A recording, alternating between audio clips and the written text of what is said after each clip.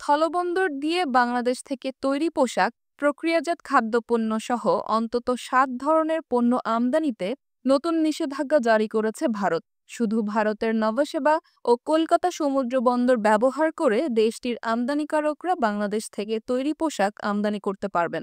ভারতের শিল্প ও বাণিজ্য মন্ত্রণালয়ের অধীন director general of foreign trade শনিবার এই নিষেধাজ্ঞার আদেশ জারি করে।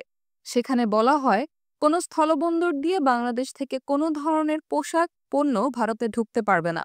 ফলে বাংলাদেশের তৈরি পোশাক এখন থেকে কেবল কলকাতা ও মুম্বাইয়ের নভোসেবা সমুদ্র বন্দর দিয়ে ভারতে প্রবেশ করতে পারবে। পাশাপাশি বাংলাদেশ থেকে ভারতের আসাম, মেঘালয়, ত্রিপুরা ও মিজোরামের ল্যান্ড কাস্টম স্টেশন বা ইন্টিগ্রেটেড চেকপোস্ট দিয়ে ফল, কোমল পানীয়, প্রক্রিয়াজাত খাদ্য, প্লাস্টিক পণ্য, সুতা, সুতার উপজাত, আসবাবপত্র রপ্তানি করা যাবে না। পশ্চিমবঙ্গের চ্যাংড়াবান্ধা ও ফুলবাড়ী শুল্ক স্টেশন বা এলসিএস এর জন্য এটি প্রযোজ্য হবে। তবে ভারতের বন্দর ব্যবহার করে নেপাল ও ভুটানে বাংলাদেশি পণ্য রপ্তানির ক্ষেত্রে বিধিনিষেধ প্রযোজ্য হবে না।